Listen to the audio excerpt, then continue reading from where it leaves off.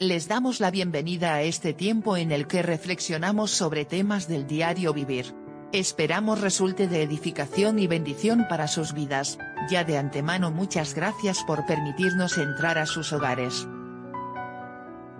Vosotros también estad preparados, porque el Hijo del Hombre vendrá a la hora que no esperéis. Lucas 12:40.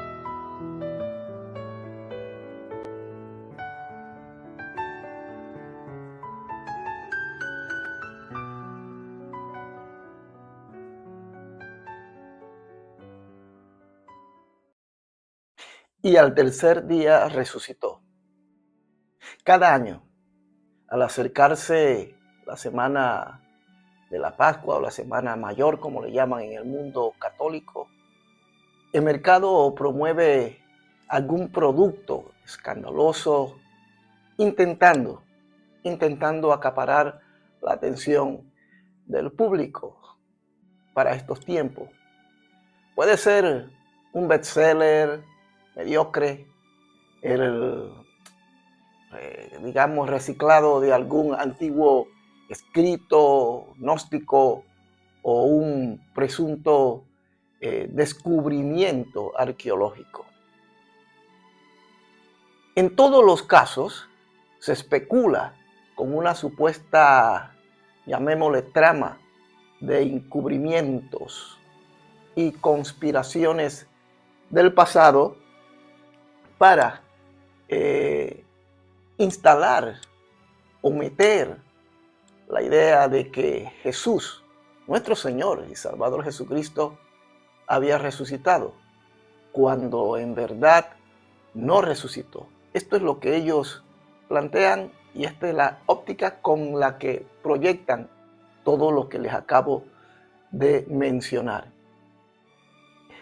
Estos productos son intentos, si le llamamos, deberíamos llamarle así, intentos inteligentemente orquestados por el enemigo. Y ya todos ustedes saben de quién estoy hablando. Que apuntan a la base fundamental de la fe cristiana y se proponen hacer, llamémosle, digámosle, tambalear a los creyentes en lo que ellos han creído de acuerdo a las Sagradas Escrituras.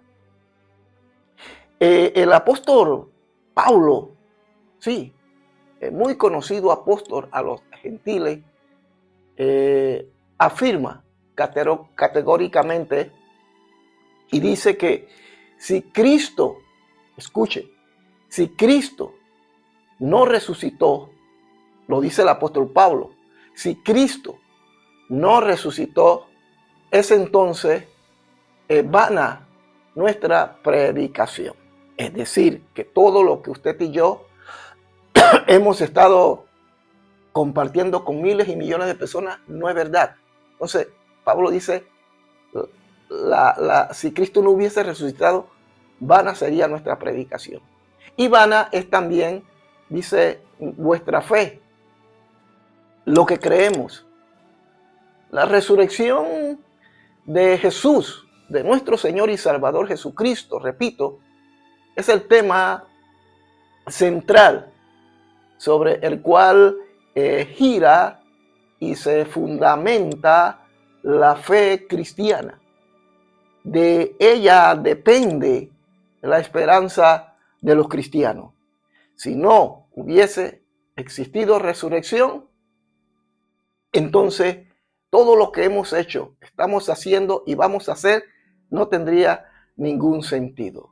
Pero resulta que Jesucristo resucitó. Por tanto, hay fe, hay esperanza, estamos convencidos que ciertamente podemos tener la certidumbre y la confianza de que todo lo que la palabra de Dios y lo que nuestro Señor Jesucristo dijo es cierto. Ahora, hablemos un poquito sobre el drama de la cruz. El drama de la cruz. O el drama del Calvario, como algunos le llaman. Pero bien, dicho esto, el drama del Calvario duró aproximadamente, escuche, duró aproximadamente 6 horas. 6 horas. Comenzó alrededor de las 9 de la mañana, cuando nuestro Señor Jesucristo fue clavado en la cruz. Llegó a su clímax al mediodía, cuando el sol se oscureció y las tinieblas cubrieron la tierra, como la Biblia sí lo destaca, y culminó a las 3 de la tarde, cuando se articulan las últimas palabras del condenado. ¿Y cuáles fueron esas palabras de nuestro Señor y Salvador Jesucristo aproximadamente entre las 3 de la tarde? Padre, en tus manos encomiendo mi espíritu. Repito, eso está registrado en los evangelios. Padre, en tus manos encomiendo mi espíritu. Antes que el sol declinara, los dirigentes judíos solicitaron, pidieron a Pilato que los cuerpos fueran retirados de la cruz debido a la cercanía de la fiesta de la Pascua. Recuerde, el contexto es la fiesta del pueblo judío, entre las cuales, y una de las más importantes, era esta, la fiesta de la Pascua. El centurión y los soldados a cargo de la ejecución, porque fue una ejecución injusta que se realizó en contra de nuestro Señor, dice que quebraron las piernas de los dos ladrones, el que estaba a la derecha y el que estaba a la izquierda. Y cuando llegaron a Jesús, ellos certificaron su muerte, clavando una lanza en el costado, del cual salió sangre y agua. Todo eso usted lo puede buscar en los evangelios, en Mateo, en Marcos y Lucas. Allí se habla acerca de este hecho, sobre todo en estos 3 primeros. Pero Nicodemo y José, ¿recuerdan? Nicodemo y José de Arimatea, que eran miembros del Sanedrín, es decir, que eran parte de la crema innata de los entes religiosos de aquel momento, que estaban dentro del vientre de la bestia, si se le puede llamar, dentro del consejo de los religiosos, de los sacerdotes, pidieron a Pilato, que era el gobernador en ese momento, el cuerpo de Jesús para colocarlo en el sepulcro. Recibieron un cadáver al que, de acuerdo a las costumbres judías, ungieron con aproximadamente, creo si no me equivoco, aproximadamente 32 kilogramos de mirra y aloes, a efecto de retardar el proceso de putrefacción, porque lógicamente después de 3 días ya el cuerpo comenzaba a podrirse, comenzaba a perder lo que era su frescura, y por tanto entraba en un proceso de pudrimiento. Así que al tercer día, las mujeres también que fueron al sepulcro llevaban especies, según las Sagradas Escrituras, especies aromáticas, para continuar el ungimiento del cuerpo con el mismo propósito que tenían los 2 personajes ya antes mencionados, ¿verdad? Entonces ellas también se acercaron al sepulcro con esa idea, porque aún todavía tenían tiempo y consideraban seguramente que aún el cuerpo no había entrado en ese estado de putrefacción. Por tanto, ellas también fueron al sepulcro con ese propósito de ungir, de perfumar el cuerpo del Señor, cosa que era costumbre en aquellos días. En esos 3 días los discípulos, por otra parte, entraron en un estado depresivo, en el que se conjugaba la tristeza, el llanto, por otra parte el miedo. Habían sido invadidos por una sensación, por una sensación de derrota definitiva, porque su maestro, su Señor, había sido crucificado, y aún todavía en ese momento ellos no estaban seguros si Él iba a resucitar como se los había anunciado. Los dirigentes judíos lograron su cometido. Jesús había sido juzgado, y por cierto, había sido juzgado injustamente, había sido condenado y ejecutado sin que se produjeran disturbios. O sea, sin que aquellos que le habían seguido semanas atrás se hubiesen levantado para defenderle. Es lo que yo puedo entender. Sin embargo, tenían miedo que el cadáver fuera robado. Solicitaron una guardia romana para asegurarse que nadie sacara el cuerpo del sepulcro, porque estos individuos que habían crucificado, que habían matado a Jesucristo, consideraban que la resurrección de Cristo no era cierto y que por tanto seguramente sus discípulos, sus seguidores, iban a robarse el cadáver. Los representantes del imperio romano entonces entregaron el cadáver de Jesús, cedieron. Los discípulos asumieron la muerte y los judíos tomaron precauciones para que los despojos no fueran tocados. Todo parece indicar que nadie, absolutamente nadie, creía, inclusive a sus propios discípulos, creían en la posibilidad de la resurrección. Cuando leemos los evangelios, vamos a observar, vamos a notar, y con esto no estoy señalando a los discípulos, Dios me libre, son errores que nosotros podemos cometer inclusive hoy día. Ellos no estaban muy convencidos y dudaban de la resurrección del Maestro. Habían pasado 3 días y nada había sucedido. Ahora, vamos a hablar brevemente sobre la angustia de ese sábado. De ese sábado terrible, ese sábado donde por tradición los judíos tomaban ese día para descansar. Ampliemos ¿cómo le llamaríamos? La ucronía paulina, y detengámonos o detengamos la historia en este instante en que el cadáver de Jesús está en el sepulcro. Imagínense esa escena.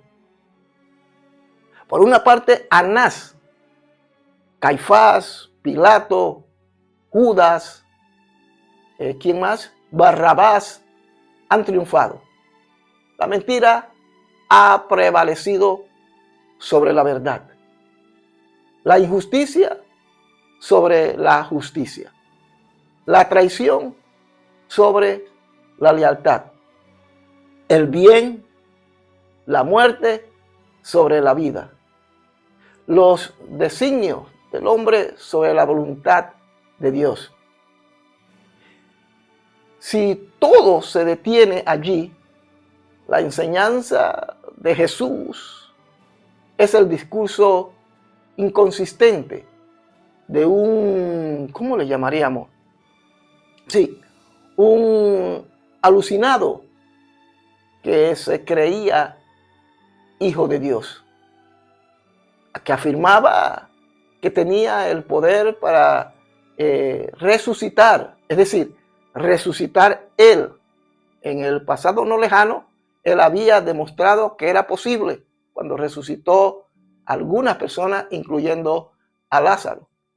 Bueno, Él prometía su regreso en gloria y hablaba de un juicio sobre la humanidad que lo tendría a Él como protagonista.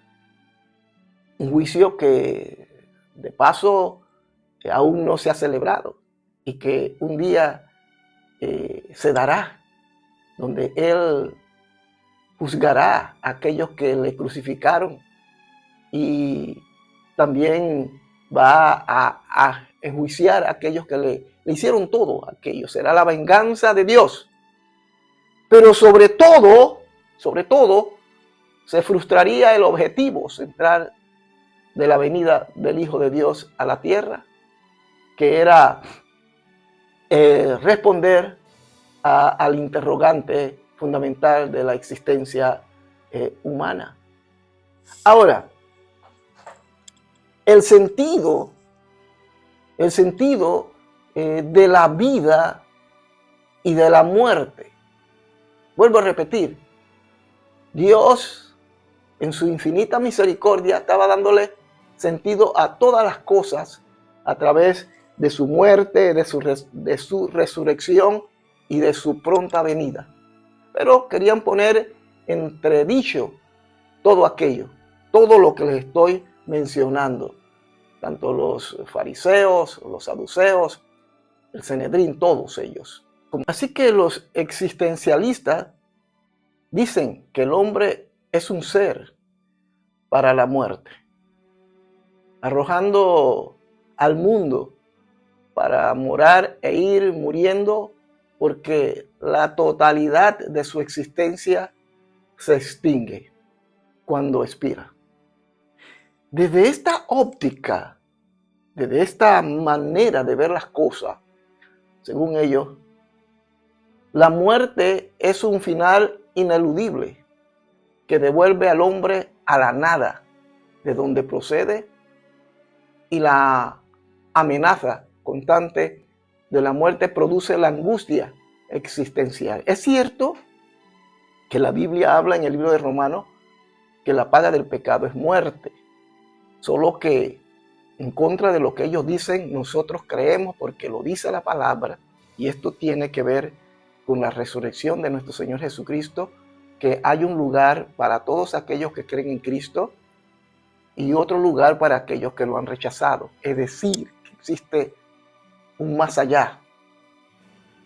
El sábado previo a la resurrección, cuando el cuerpo de Jesús estaba todavía en el sepulcro, recuerde, fue el día en que esa angustia se materializó para la humanidad, porque todos los interrogantes, todos, absolutamente todos, los interrogantes quedaron sin respuesta. El italiano, famoso escritor, Leonardo Sciascia, en uno de sus cuentos, relata la experiencia de una joven siciliana. Recuerde, Sicilia es parte de Italia, aquella pequeña isla en el Mediterráneo. Esta joven siciliana, campesina, por cierto, que hace un viaje a Roma, la gran ciudad conocida en aquel momento. Sentada en una cafetería, observa cómo se mueve la multitud y hace una vívida descripción de lo que sería el clima de este fatídico sábado. Hablamos de este sábado en que Cristo ya yace en el sepulcro.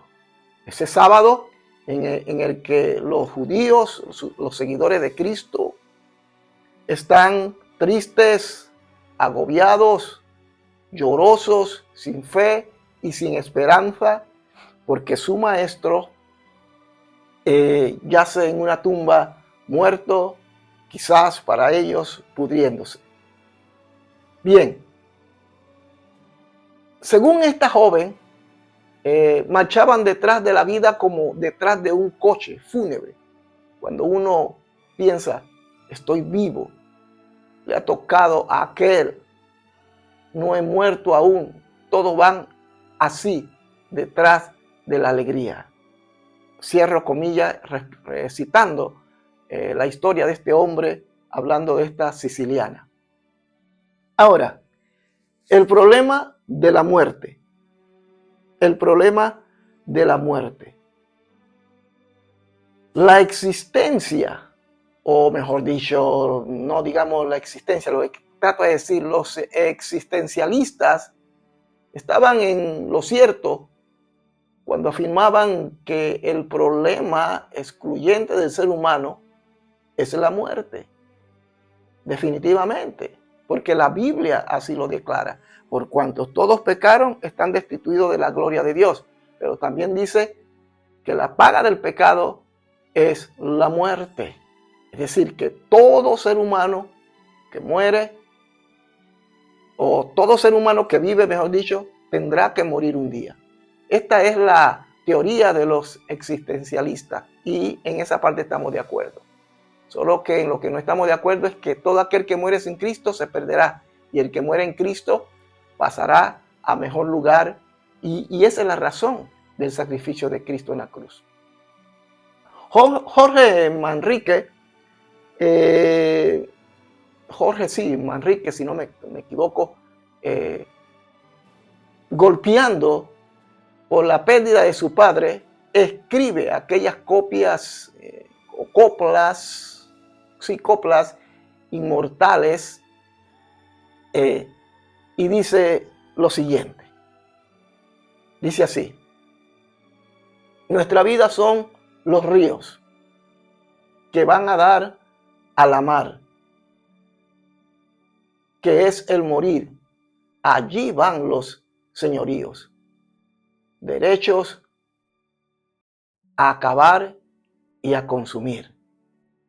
Este es un planteamiento de este hombre. El hombre se siente paralizado frente a este misterio y sabiendo que su propio mal o su propio final es inexorable, trata de ignorarlo. Sin embargo, cada vez que la muerte se hace presente, los interrogantes vuelven a inquietarlo. Gustavo Adolfo Becker daba forma poética a esta pregunta. Y es que es así. El ser humano siempre se pregunta a dónde irá, qué será de él, y busca una respuesta a tantas interrogantes. Y la única respuesta la tiene Dios. Pero bien, este hombre, Gustavo Adolfo Becker, dice lo siguiente, de manera poética, lírica. Dice así: ¿vuelve el polvo al polvo? Preguntas que él se hace, pero de manera poética. ¿Vuelve el polvo al polvo? ¿Vuelve el alma al cielo? Todo es sin espíritu, podredumbre y cieno. No sé, pero hay algo que explicar no puedo, que al par nos infunde, dice él, sigo leyendo, nos infunde repugnancia y duelo. A dejar, es triste esto, a dejar tan triste, tan solos los muertos. Mire usted la expresión, el alma de este personaje expresándose cuando no hay esperanza. Cuando no hay esperanza. La ciencia trabaja denodadamente para bajar los índices de mortalidad y elevar la expectativa de vida de las personas. Eso es evidente. Hoy día somos testigos de todo aquello. Pero su esfuerzo es inútil. Es inútil. Inevitablemente. La vida es una batalla que termina en la derrota, en la muerte. Como decía muy bien, como decía así Blaise Pascal, este escritor también, ustedes notarán que he citado algunos y tomo estos dichos o estas expresiones de hombres de siglos pasados.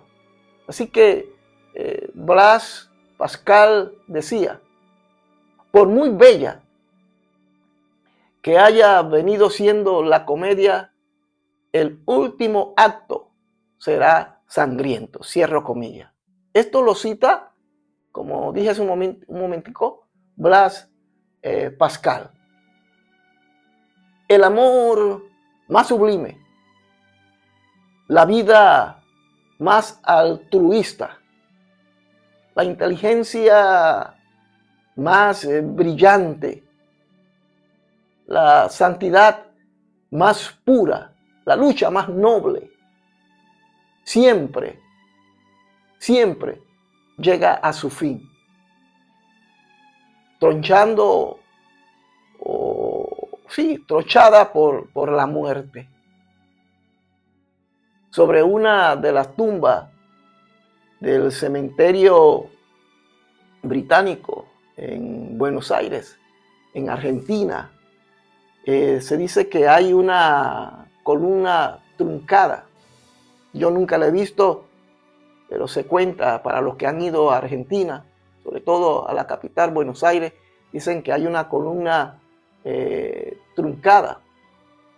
Me explicaron que se trataba de una vida joven que había quedado incompleta.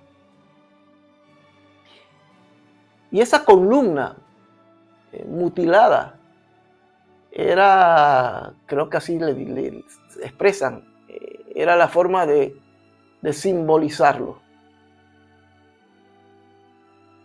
Queridos amigos, queridos hermanos, interiormente pensé que en todas las tumbas podía ponerse esa simbólica columna, porque la verdad es que la muerte siempre trunca la vida, siempre.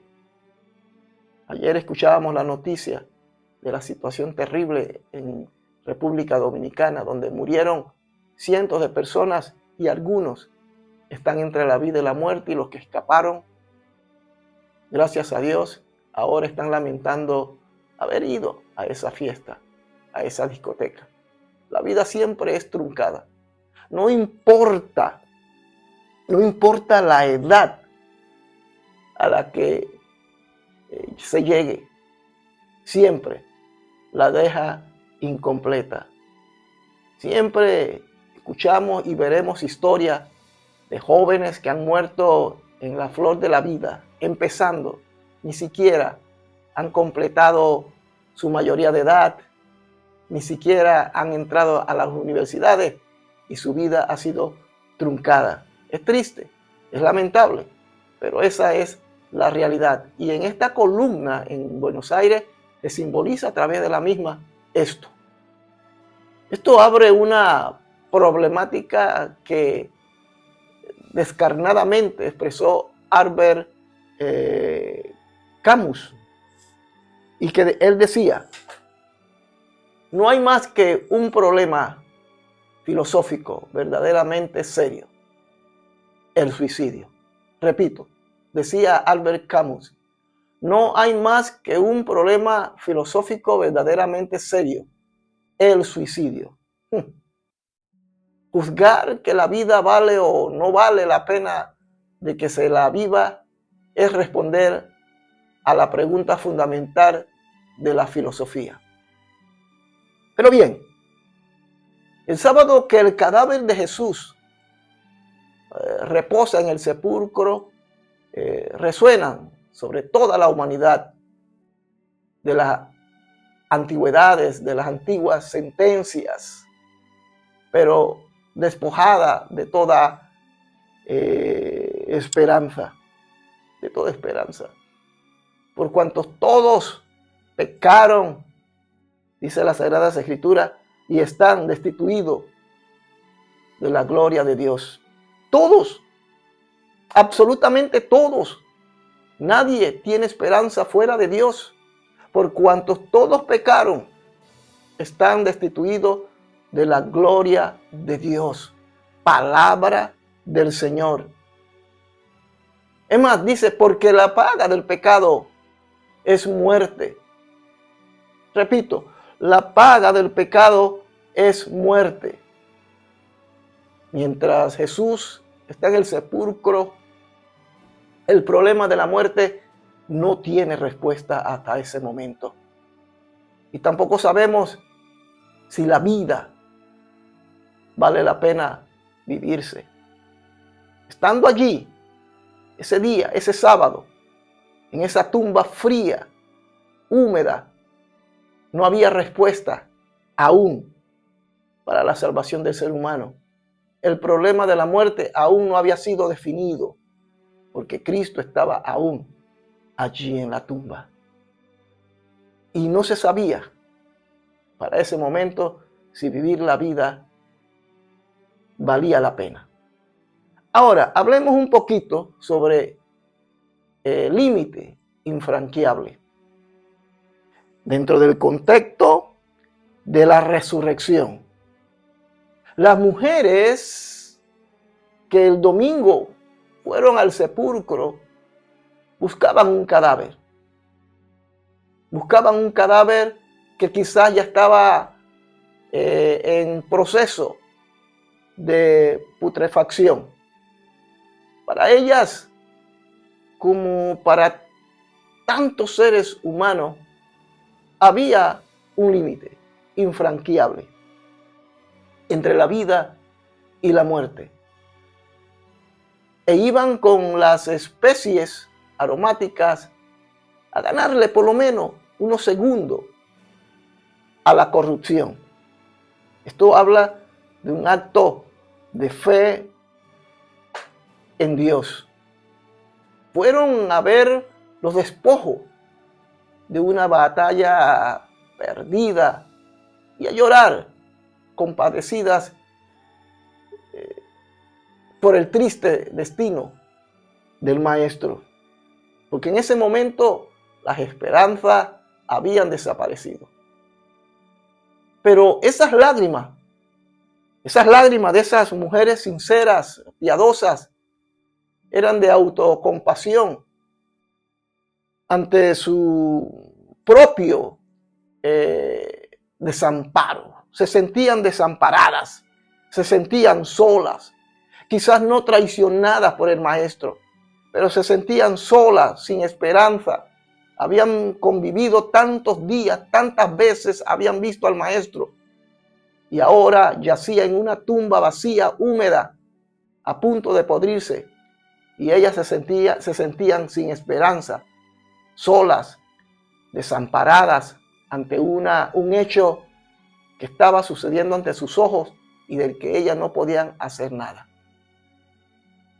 Mientras, queridos amigos, queridos hermanos, mientras hay vida, hay esperanza. Esta es una palabra muy célebre. Mientras hay vida, hay esperanza. Eso es lo que reza el antiguo refrán español.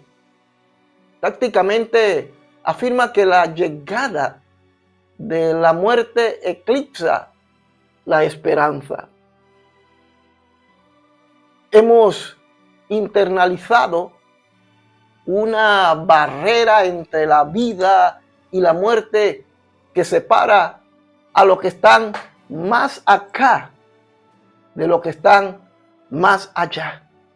Esa es una realidad con la que los hombres han vivido cientos y miles de años y hasta que Cristo no venga, seguiremos viviendo. Así que esa es una realidad de la que ni siquiera nosotros, los que tenemos una experiencia con Jesucristo, podemos escapar. Pero tenemos la fe y la esperanza de que un día todas aquellas preguntas serán contestadas por el Señor. Cuando Lázaro, recuerdan, Lázaro, el amigo de Jesús, cuando Lázaro estaba enfermo, sus hermanas mandaron a llamar a Jesús porque confiaban en que podía sanarlo. Recuerde que Lázaro estaba gravemente enfermo y ya no se podía hacer nada. Así que confiaban que él, Jesús, podía sanarlo. Lo ungieron para que llegase a tiempo, antes que el enfermo traspasara el límite de la vida. Cuando Jesús llegó, Lázaro ya había muerto. Y las dos hermanas, la pragmática Marta y la contemplativa María, hicieron el mismo comentario. ¿Y cuál fue el comentario que ellas hicieron según el Evangelio? Si hubieras estado aquí, no hubiese muerto mi hermano. Si hubieses estado aquí, y esa es una pregunta que generalmente cuando atravesamos por situaciones similares o peores, nos preguntamos, si tú hubieses estado aquí, en otras palabras, ¿dónde estabas cuando te necesitábamos? Quizás así se puede interpretar entre líneas el planteamiento o la expresión de las hermanas de Lázaro. Ambas mujeres, desde sus diferentes enfoques de la vida, coincidieron en que solo cuando hay vida se puede albergar esperanza. Pero una vez que la persona pasó al más allá, ya no hay esperanza para los que están sin Cristo. Pero para los que estamos en Él, claro que sí. Pero para ellas en ese momento ya su hermano había muerto. Así que ya ellas no tenían ningún tipo de esperanza. Su esperanza radicaba en que Jesús hubiese aparecido. Así que ellas estaban totalmente desesperadas, destrozadas y sin ningún tipo ya de esperanza. También las mujeres que van al sepulcro llevan sobre sus espaldas los milenios de experiencia que le hace pensar en ese límite infranqueable. Por ejemplo, María Magdalena llega a verbalizarlo cuando reclama y dice, se han llevado a mi Señor y no sé dónde lo han puesto. María Magdalena expresó esto. Se han llevado a mi Señor y no sé dónde lo han puesto. No está buscando a un sujeto, hablo de María Magdalena, sino un objeto. No sabía que se hallaban ante la culminación, sí, la culminación de la suprema obra de salvación. Que ese límite se había roto por fin. Que Jesús había triunfado sobre el sepulcro y sobre la muerte. Y había sacado a la luz la vida y la inmortalidad. En ese momento, ellas no lo entendían. Pero Cristo había resucitado. Cristo ahora estaba cumpliendo lo que Él había prometido. Pero la resurrección también tiene una respuesta. Y si la cruz, escuche esto, hermanos, queridos amigos que miran este video, si la cruz y el sepulcro abrieron los interrogantes. Por otra parte, la resurrección los responde. ¡Maravilloso! Por eso estamos contentos y felices. No por la muerte, sino por la resurrección de Jesús. Así que el sepulcro, realmente la muerte trae interrogante, pero la resurrección los responde. Pedro afirma en su discurso de Pentecostés, muy conocido, muy famoso, el cual todos debemos recordar, porque lo que Pedro expresa es algo poderoso que nos da esperanza y del cual nosotros debemos también confesar. Al cual Dios levantó, dice, sueltos los dolores de la muerte, por cuanto era imposible que fuese retenido por ella. La muerte no pudo retenerlo, no pudo, porque Cristo mismo, a través de su resurrección, le estaba diciendo a la muerte: fuera de aquí, ya no tienes parte. Y a partir de su resurrección, todos aquellos que le aceptan como Señor y Salvador, ya no son simplemente criaturas, sino que ahora son hijos de Dios. Eso es lo maravilloso de la resurrección de Jesucristo, porque era imposible que fuese retenido por la muerte.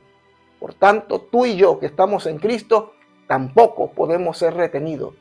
Un día moriremos físicamente, pero viviremos eternamente en la presencia de Dios. Esto significa la resurrección de Jesucristo. Un significado profundo del que tú y yo debemos sentirnos alegres y felices. No estamos celebrando simplemente la muerte, sino la resurrección de nuestro Señor y Salvador Jesucristo. Dios te bendiga, muchas gracias. Y recuerda, en Cristo Jesús somos más que vencedores.